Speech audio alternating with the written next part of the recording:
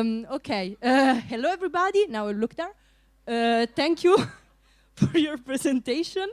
We are Leo, Paula, and Laura, and we are going to expand a little bit on the three main topics you just presented. So, okay. First, I will do a really brief step-by-step of the very last point you mentioned on how the AI bubble bursting could be a vulnerability for Europe. Then Paula is going to criticize the de-risking strategy. And then Leo is going to talk about the importance nowadays, given the current geopolitical situation, of the European independence from the US, with a quick highlight on the currency hierarchy issue.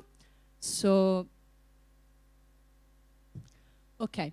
So the risk of an AI-driven shock is not really the risk of the AI technology failing, but it's mostly the fact that the markets for AI are priced for very, very optimistic AI outcomes. Basically, they now don't get profits. They are like on the expectation of getting profits.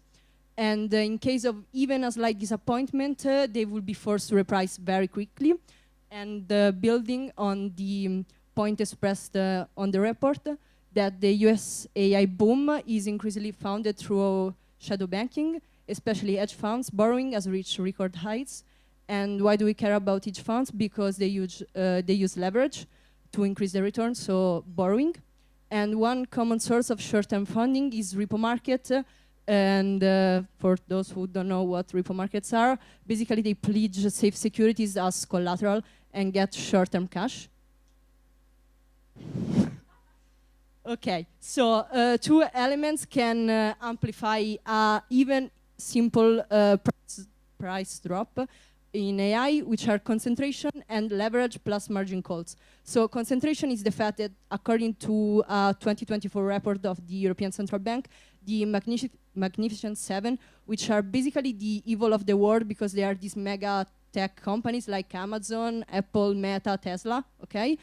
They are about 1/3 of the S&P 500 index, which means that they like own $1 for every $3 invested in the index. And there are 500 companies and there are only 7, so that's the problem. So the concentration is the issue because it can transform an idiosyncratic shock into a systematic one. And then the leverage issue I was talking before, basically because if prices fall and volatility rise, since we're dealing with collateral, the value of the collateral falls with the prices falling. And so you need more collateral to have the value that you had before. This is a margin call. So if you do not have the means for this collateral, you sell assets fast, so prices are pushed further down, collateral is more devalued, so it's a loop. Okay, so how is this an issue for Europe? Yeah, you see more, okay. So, okay. Okay, so as mentioned before, the EU has more US equity funds than EU equity funds itself. So if we have the shock, for example, the potential AI, the AI one, so many investors try to exit at the same time. This is the basic market mechanism. So to meet this demand, you need liquidity. So you sell even the prices are bad. So extra selling pressure. An example of this was during COVID, March 2020, and where, yeah, they sold asset to raise cash and try to cut risk. Great. So you need cash. But basically, when I say you need cash, you need dollars. For international finance, you need dollars. So you need dollars really quickly. What do? You do it via FX swaps. If you don't know what it means, it's like a short-term dollar loan against euros.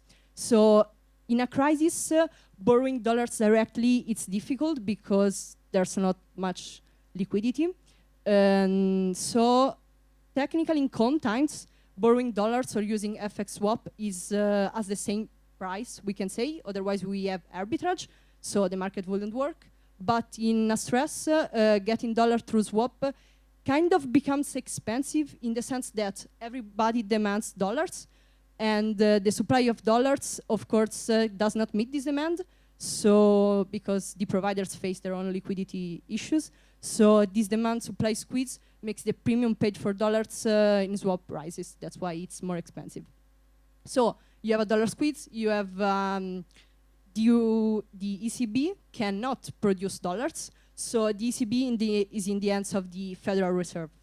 And so, for example, in March 2020, it's a story with an happy ending because the Federal Reserves did what they had to do, and the markets calmed when the dollars were actually supplied. But what's the issue here is that I used this valve scheme, basically because the idea is that you have like a valve for the water. It's the valve that makes how much water you're getting, the pressure, and in this scenario, the valve is in the hands of the US. So the ECB, Europe in general, needs to wait for the US to do its own thing. So basically, Europe's dollar safety net in a crisis is outside Europe's control. So now I'm going to leave the floor to Paula. So guys, okay, I'm going to elaborate a little bit more on what is the problem in Europe. As you can see a little bit of Daniela's presentation, Europe has a huge structural weakness problem being around two giants. First is the US, with their very violent investing in AI. And then you have China, with their successful Made in China 2005 project that Daniela already talked a little bit about. So these two sub-budget projects are of transformative state, are putting Europe in a very weak situation. And the problem here is not, as Daniela already talked a little bit about, is not capital. Europe has institutional capital. But the problem is that they don't have investable projects and they don't have the state capacity to move the capital where it needs to be. So the current only strategy of Europe is not working. And let's see a little bit more on the concept of why the risking is not working inside of Europe. So the origin of the concepts comes with the United Nations Development Program in 2011, and the original goal was more in a goal to global South countries, actually, to try to bring this private capital into renewable energies by reducing regulatory measures and also like financial risk.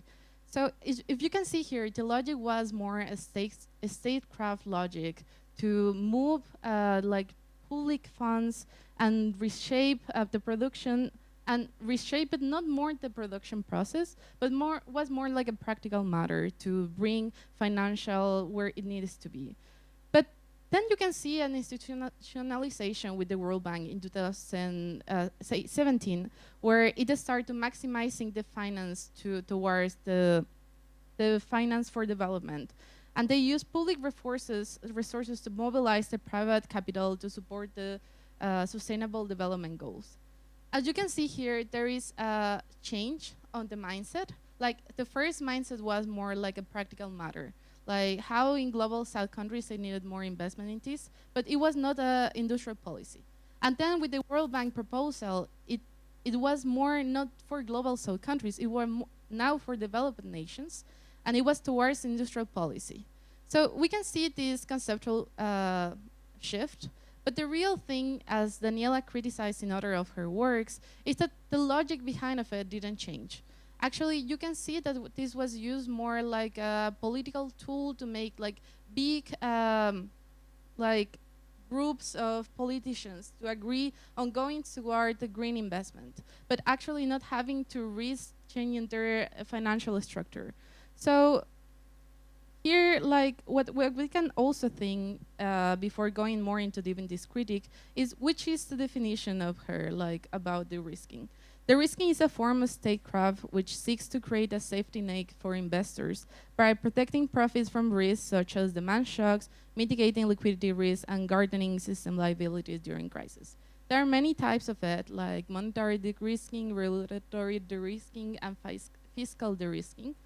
And what we can ask ourselves here is, what we can ask ourselves here is that the risking strategy, instead of like changing and putting like this question of how we can change the way we think of the relationship between the central bank and the central authorities, or how is the financial market putting their capitals in the right place or not, is actually just increasing the public spending without changing the real structure and the underlying behavior of financial market.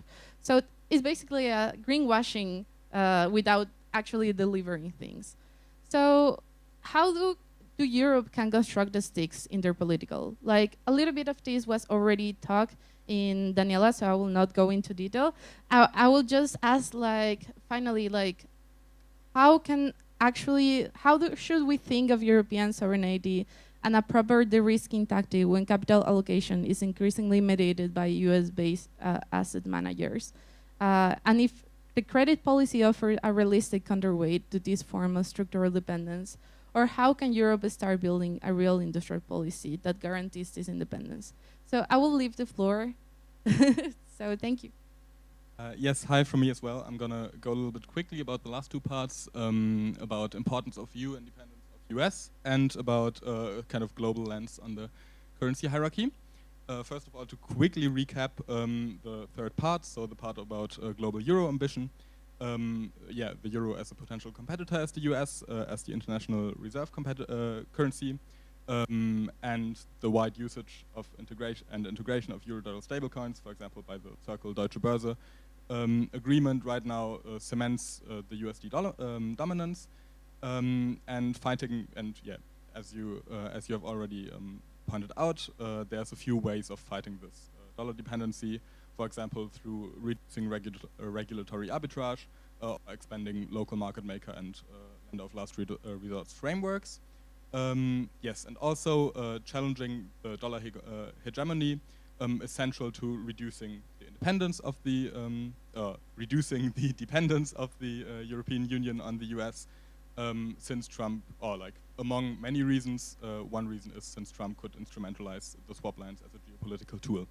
And we want to make 2 points here. First of all, we want to like go a little bit in the events of the last week, since we thought it fitting, definitely, to say that the US independence is central in light of recent events. And also we want to look a little bit of the global perspectives on international currency hierarchies and see how that perspective could come in when advising the EU to have global ambitions. So first, a few recent events. I'm going to be a little bit quick. I'm sure you've seen those at some point. There's the July 2025 trade deal, which you also mentioned in your paper. And yeah, basically the baseline here is that on the surface, it seems like a very unequal deal in the sense that the EU has like 50% tariff ceiling on most of its exports, and sometimes for some areas even higher export tariffs, while there's no tariffs at all on US exports over the entire board. And while this seems already a little bit unfair, there's also yeah, a lot of commitments which the EU makes in terms of purchases of US energy and also investment in US companies. So this has been critiqued by a little bit of literature which has been come out as then and has been called a symptom of US subordination, of EU subordination to the US. And yeah, the quote of von der Leyen, which who said it was kind of the best that we could get, kind of shows how this is a symptom of EU dependency on US. Also, we have the, now even more recently, we have the reactions to the US invasion of Venezuela. I've only brought 2 reactions. I mean, you've probably heard of most of them, and many, besides the Chancellor of Spain, many heads of state have reacted quite similarly.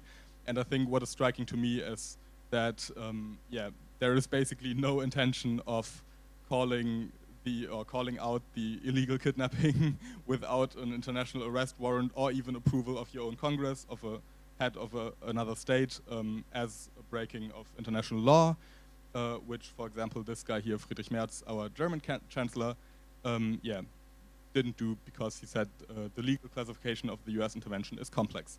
And in the last days, there has also happened a little bit. You've talked about Greenland already a little bit as like another risk in, or another fault line in the potential fault line in the US and EU relationship. And here's some citations for that. So Trump says we need Greenland for national security, and he thinks they're going to get it. The Speaker of the White House says of course, utilizing the US military for that is always an option. And then there's this very disturbing, to me, interview which happened, I think 4 days ago by Miller, by like a primary advisor of the US that says, yeah, basically the whole stuff of about the US being an empire, the power of NATO, and obviously Greenland should be a part of the US.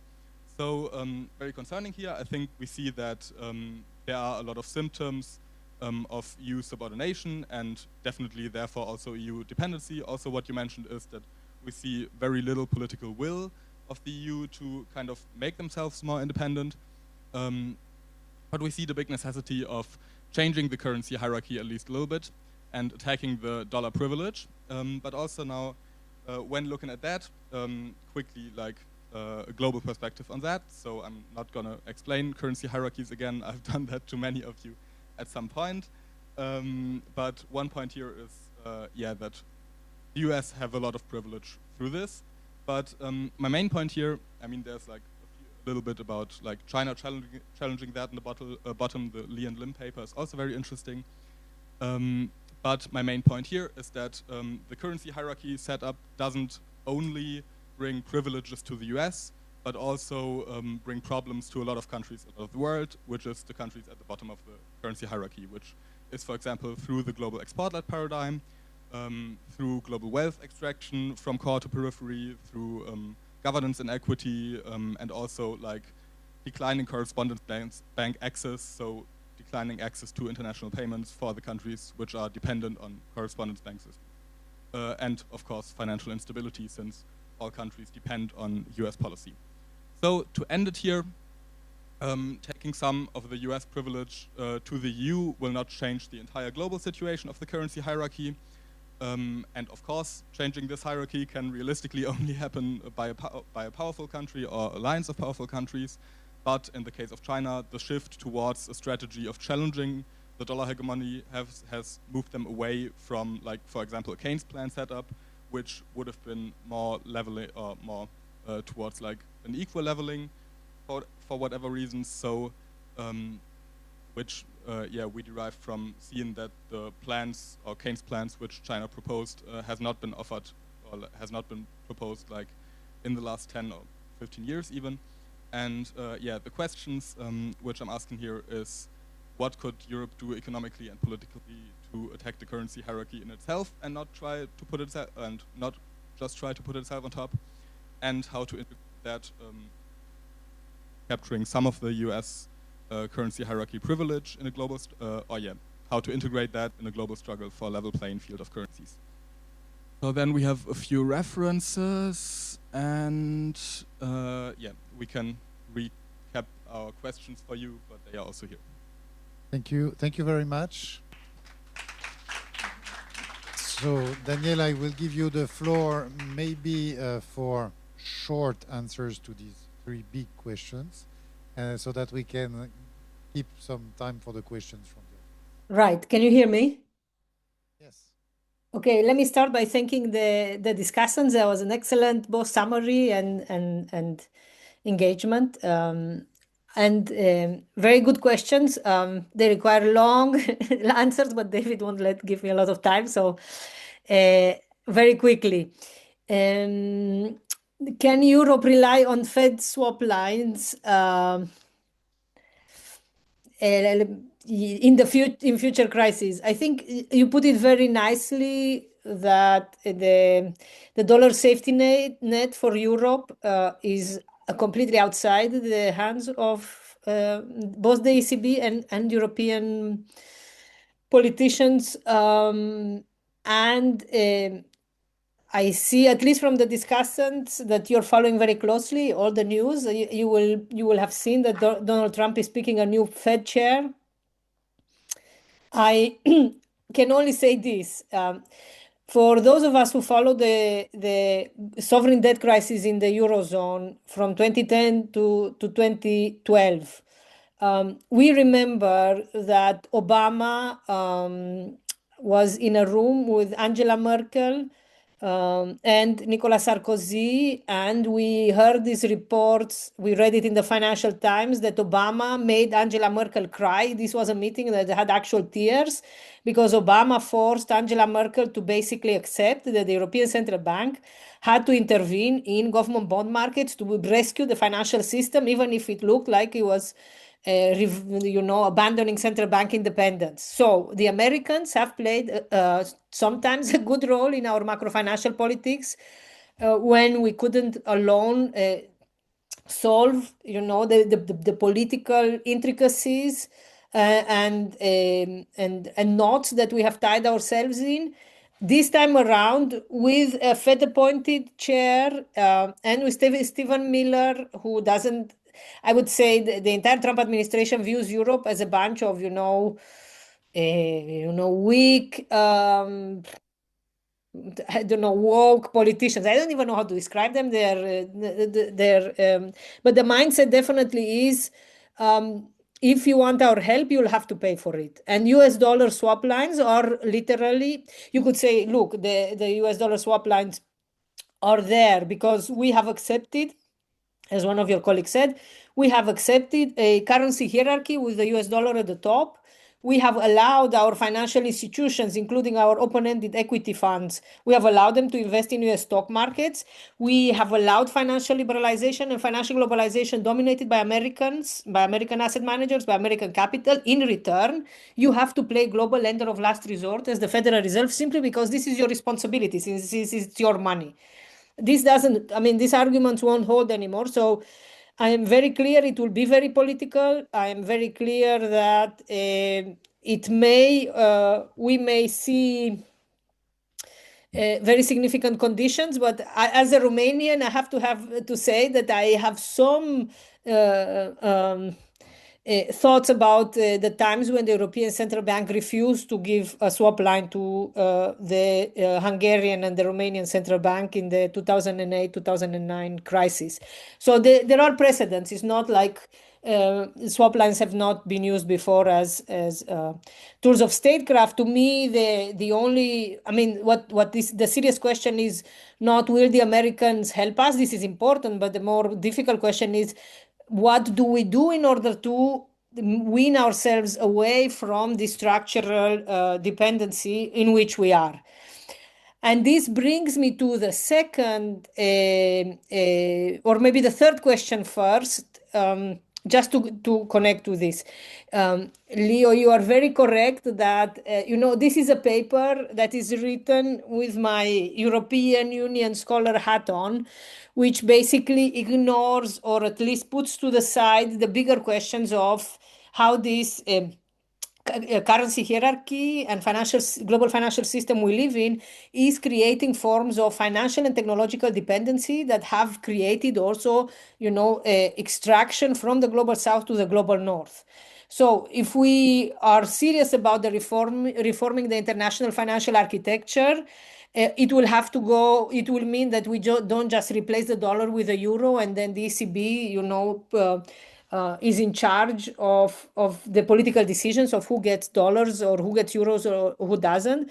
But it will have to be a much fairer system that has better means of, both minimizing extractivist forces from an extractivist capital from the global south to the global north, but it also, creates systems of compensation for previous climate and other harms. There is a literature on reparations that I think is interesting. There is a literature on, with my colleague Ndongo Sambasila, we've been talking about the green Bandung woods, going back to the post-colonial 1950s and 1960s when countries in the global south tried to completely rewire the international financial architecture. We've talked about this for a very long time.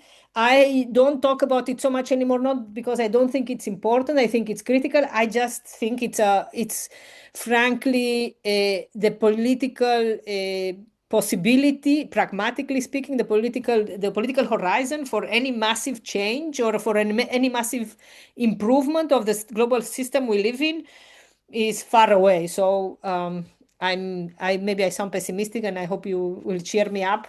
but this week has not been easy for a progressive, and I don't think things will change. So you're right. I'm suggesting we replace one dominant currency from the global north with another, in the hope that we are a bit more polite in using it.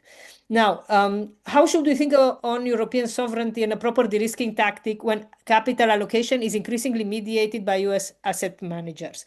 Look, I would just say this.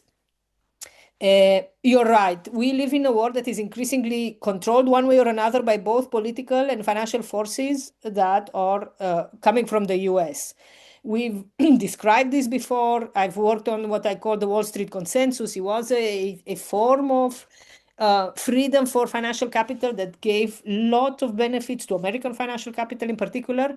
Now, what we can do here is to recognize that if we are living in a period of radical political upheaval, then the existing status quo that is rejected by parties from the right, that is rejected by the right wing and neo-fascist forces, we also have to become more serious about rejecting the existing status quo and imagining futures outside it. So we could, for example, say, you know, I will not let my pension funds invest in the US. Or if they want to invest in the US, I will put capital controls, I will tax them, I will make it more difficult. There are many ways in which we know from the system of Bretton Woods from the 1950s to 1970s, we know how to control capital. The problem is not that we don't know. The problem is to find political willingness for the state to control capital again in a meaningful way. And if you think, is this a crazy idea? Well, you look at the US where capital is controlling, has occupied the state, big tech together with big finance have occupied the state, and now they are basically saying the world is ours, and if you don't like it, we will send some bombs. Yeah. Thank you for your great presentation. It was very insightful. I had a question because you mentioned that, sorry? Georgia from Italy, yes. Or the UK, whichever you want. So you mentioned that stable coins create a new demand for US treasuries, so furthering kind of dollar dominance. I was wondering, doesn't this kind of, the problem then becomes for Europe and the global euro, not so much the introduction of stable coins, but the fact that there isn't a rival unified safe asset in the Eurozone. There is no equivalent to the US Treasury. So that's what would be needed for kind of a rivalry to the dollar dominance. My name is Luis. I am from Germany, and my question would be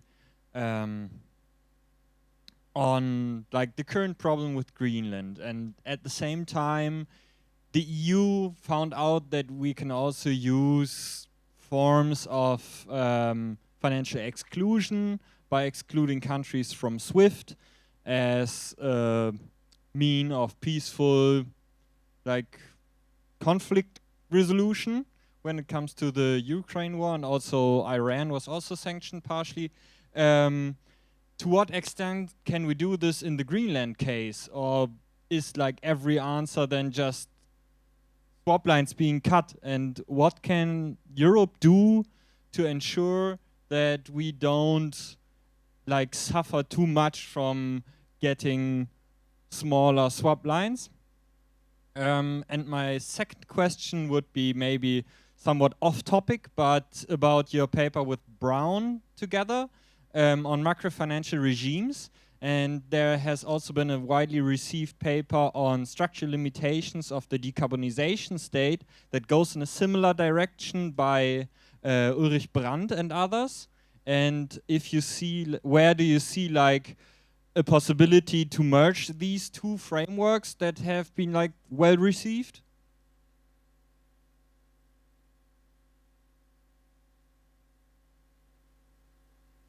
Hello, I'm Jonas from Germany, and I was interested, as you were mentioning, the Wall Street consensus as kind of like the current regime. If you see signs for the development of maybe a new consensus of the old institutions, like the established ones, Bretton Woods institutions, IMF and World Bank, because they are somehow rendered irrelevant by this new consensus and this new power regime. And I was wondering, because as the IMF is also talking about capital controls nowadays, which it did not do 10 years ago or something like that, if you see, like, if these old institutions that we criticize a lot are maybe now the kind of the new hope for a new regime to come. A fourth one, and then the floor is yours. Hello, my name is Marlene. I'm from Austria. You mentioned that in order to cover the cost of investments that already went into AI, they would have to make $2 trillion of profits by 2030. Do you hear me?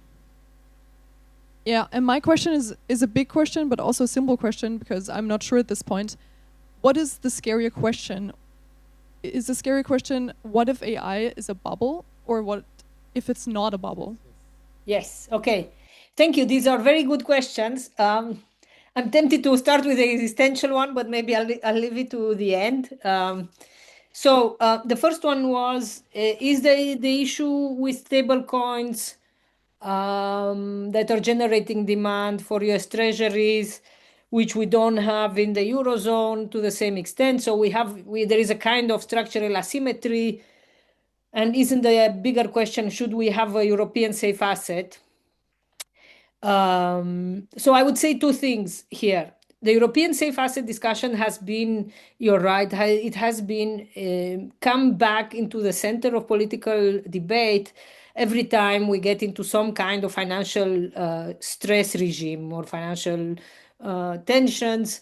And the problem, of course, in the European Union and in the Euro area in particular, the problem is that you need political will to create some form of supranational fiscal sovereignty. So you have a single safe asset. I used to study this and write about this. But to my mind, the way that I understand stable coins, and I've started to do a bit more research on it, because it's interesting how banks are reacting to stable coins, since it's a kind of challenge to at least to their funding, to the funding side of their balance sheet. To me, stable coins are not safe assets per se, in the sense, although you're right, it's a safe asset in the sense that it says, this has a one-to-one parity. You can use it. The uses so stable coins are used generally or are increasingly used for digital ecosystems and for digital assets and all sorts of tokenization processes that I don't understand very well yet. And I don't know how much of it is hype and how much of it will become near-term reality in financial markets, particularly the issue of tokenization. So in a sense, a digital euro would be, to me, the equivalent of a privately issued stable coin. The problem with the digital euro, besides the fact that the right-wing parties in Europe hate it because they think it's some kind of ECB conspiracy to, I don't know, do something or other to get more power. And to some extent, I understand why politicians don't want a technocratic institution to have a lot of power, because you don't know how they will exercise it, and there are no mechanisms for accountability, not serious ones. The serious question is, can we look, if the financial ecosystem is changing so rapidly towards these digital-based tokens, and if financial institutions within the European Union, I've given you the example of a couple of stock exchanges which are integrating this in there, then we need some kind of public equivalent. So if we can get this public equivalent in the form of a digital euro, if it can pass through the parliament, if you follow the work of Aurore Leluc, she's, I think, the president of the Econ Committee in the European Parliament, and she's a very strong advocate of a digital euro as a means of preserving monetary sovereignty in the euro area, given what basically lies ahead. So I would say it's not so much a single safe asset question, it's more of a public equivalent of a stable coin that can be integrated into these ecosystems in a way that gives us some control over or in some oversight over the systems, while at the same time it eliminates the possibilities for regular arbitrage that we have at the moment in Europe. And incidentally, if you read the report carefully, the reason why we have this fungibility ruling of the European Commission, it's basically not a formal rule. It's somebody asked the Commission if these euro dollar stable coins are fungible, and the Commission said, I think so, yes.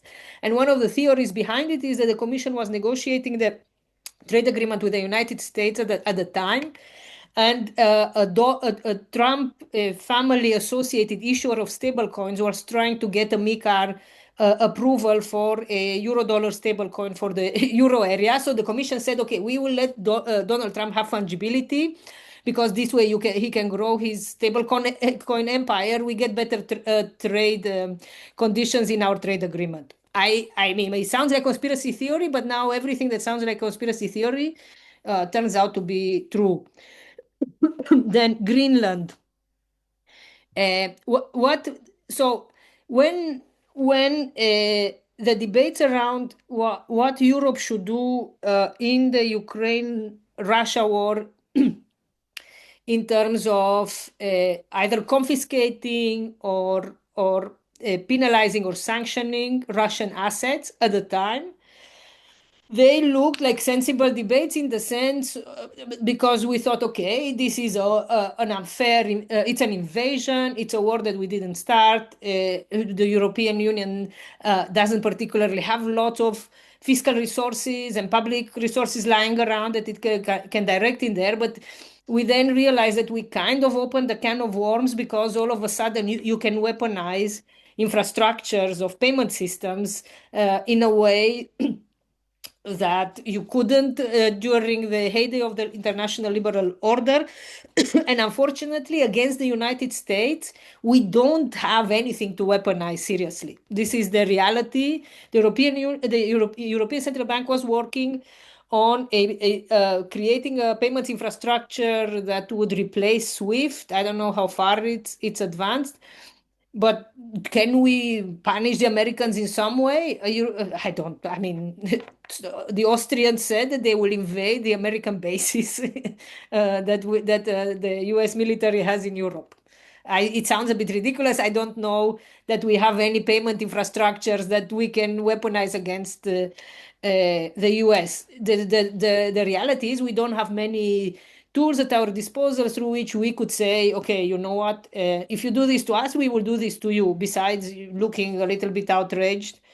Or, you could say, okay, tomorrow the ECB calls every manager of euro area based open-ended equity funds and says you take everything back to Europe. Basically, you liquidate your positions, repatriate capital.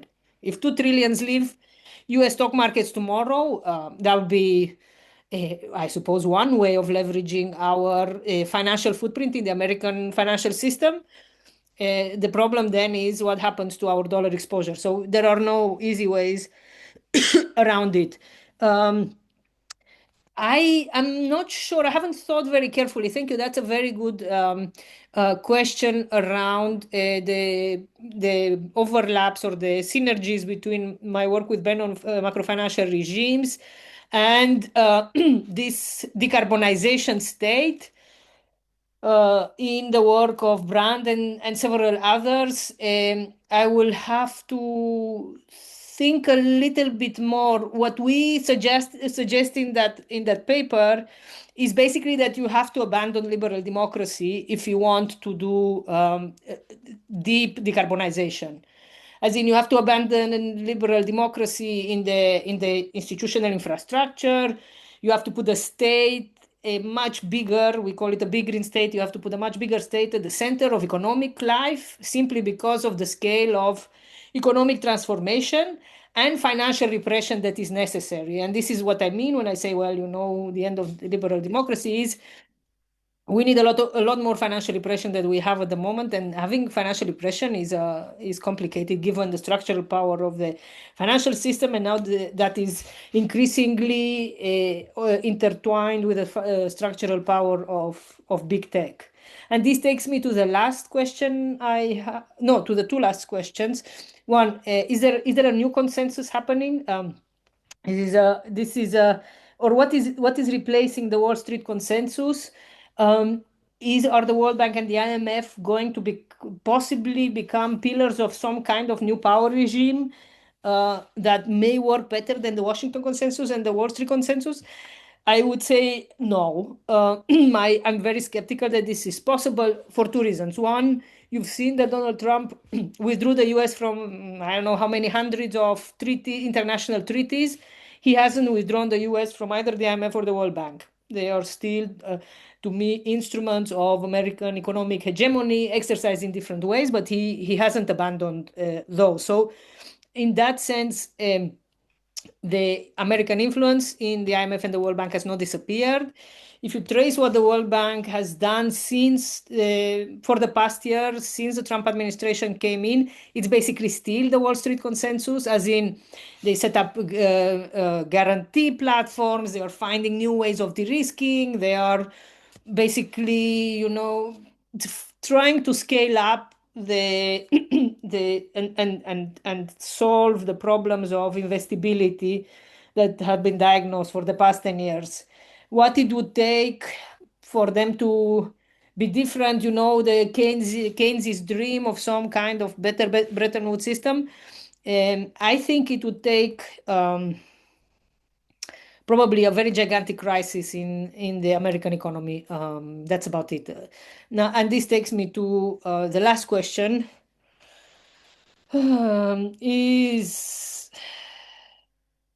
Is an AI bubble? Do we want the AI bubble to implode, or is the bigger threat that AI will not implode? And I suppose the Marxist in me thinks about reserve army of labor. I'm generally an AI skeptical person, in the sense not just that I find it difficult to.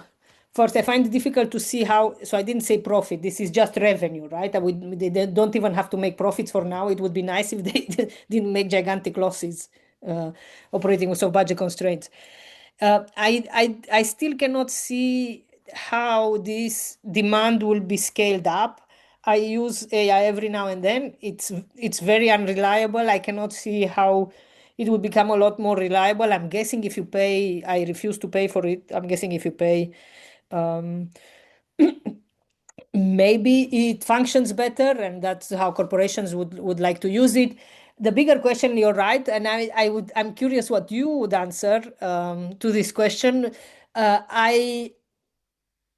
I'm not sure what kind. I don't think that we will have a future or the leisure society that Keynes envisaged when he thought about nicer capitalism after the Second World War, in which robots will do things for us and we will just have nice conversations. I can see from our sustained efforts in my university to stop students from using AI that a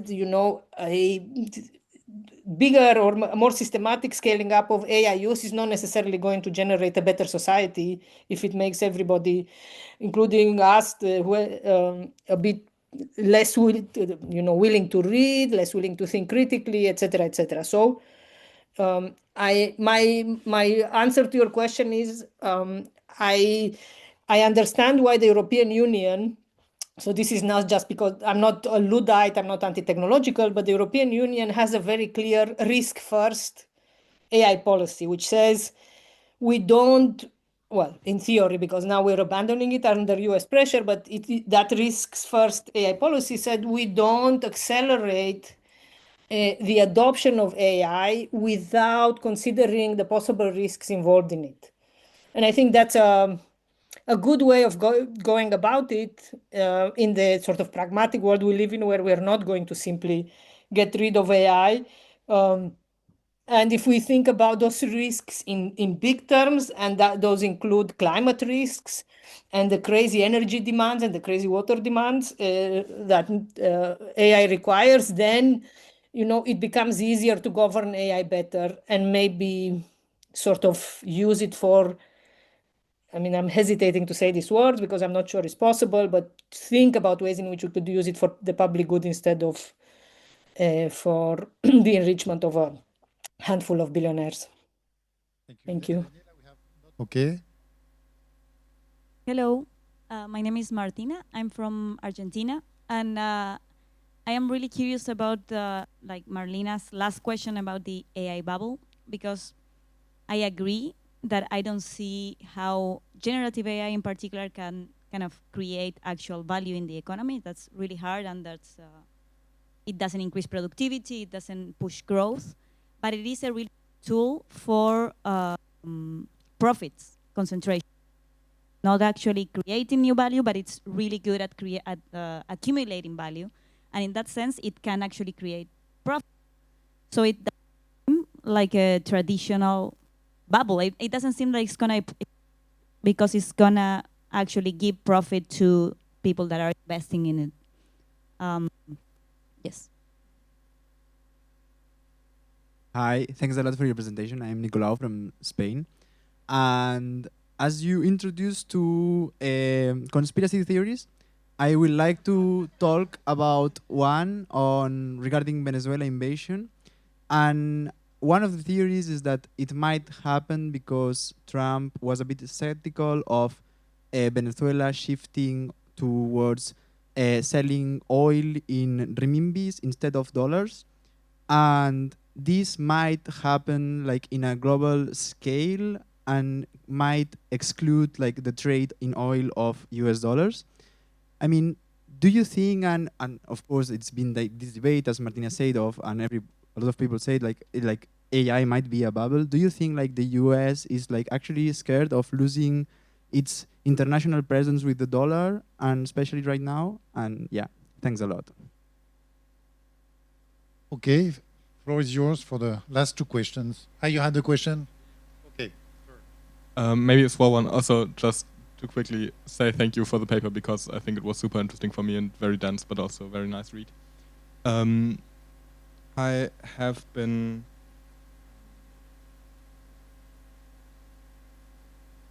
I have been wondering about your argument that a crash of the AI bubble would lead to a could lead to a multipolar AI world, and like before I read that, I was like kind of the impression that there's like a very big head start that the US has, also like in terms of just simple technology, and I'm like wondering how a simple crash in the market would like where that like multipolar world order would come from then afterwards, and which forces would be the forces in that multipolar world, or maybe you can just expand on that one. Very good.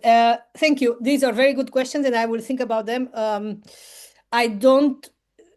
mean, if you take seriously, yes, AI does concentrate the accumulation of value. It does concentrate power, economic and political, but still, the law of you have to service your debt is a strong law in capitalism, and if they move through kind of the stages of finance and financial instability that Minsky describes, it can become this instability can become explosive.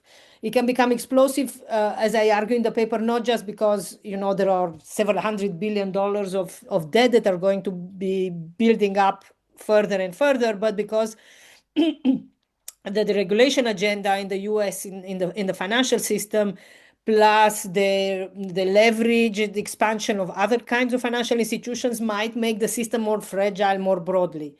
It's very difficult to predict financial crisis. I'm not saying I am 100% sure it will happen. It can happen even if it concentrates in a sense economic and political power. Trump and oil and renminbi, this is the same story in a sense that we heard since the Iraq invasion, since the US invaded and basically destroyed Iraqi society. But you're right. So I'm not sure that it's about the renminbi story per se or the reserve currency status of the US dollar, but you are right in the bigger question, which is I think that the US national security establishment and the US politicians in general are very worried about the very credible threat that China is posing to the economic and military superiority of the US and the economic hegemony of the US. I would suggest that you read something that I'm writing a book on the Wall Street Consensus, and I've been reading a bit about this for my chapter on the industrial policy. And there is a US-China commission in the US Congress, and they held a hearing at the beginning of 2026, a hearing on Made in China industrial policy strategy. And in that hearing, they invited experts to say how worried should we be about China. And every single expert that went there said you should be really, really worried because they are making such rapid progress on all the areas, of course, not everywhere, but they're making rapid progress on most of the areas that they set out to do. And most of the high-tech priority sectors that they identified in Made in China 2025. So if you read the Biden administration, their economic policymaking officials, the Jake Sullivan, Brian Deese, and Jennifer Harris, these were the three most important kind of economic minds in the Biden administration. Every single one of them had a China, we have to do this because of China story, and Jennifer Harris is a very famous China hawk. So it's not just, a kind of argument to try to get domestic policy consensus by having a scarecrow there. You say, if we point to China, then we will create domestic consensus. I think that China is a credible threat to American economic hegemony and to American to some extent American military hegemony, but I'm not a military or war expert, so I'm not going to go in there. I'm not even sure that China wants to be this threat, but as you try to defend yourself against the hegemonic bully, then you can the only way you can defend yourself is to stand up to the bully and become bigger than them, and that is happening now. The multipolar AI order, I try to think of a nice way and you're right, I accept that is not necessarily obvious why this would happen, but the way that I understand the evolution, at least the UK has, and the European Union has some, has tried to create some kind of AI policy and AI innovation regime. And China, since DeepSeek, seems to me to have some credible progress in AI competitors, private AI companies. So to me, I would say if the big AI firms in the US come under a severe financial crisis, there will be some slowdown in the pace of investment, and there will be, and at the same time, the competition that this is triggering in other parts of the world will mean that there will be at least a bipolar AI world with China and the US, but there can be other countries as well, or other regions as well. It would be good to specify these mechanisms a bit more carefully, and I will think about it. But yeah, thank you for the question, and I'm done now. Thank you, David. Thank you very much, Daniela.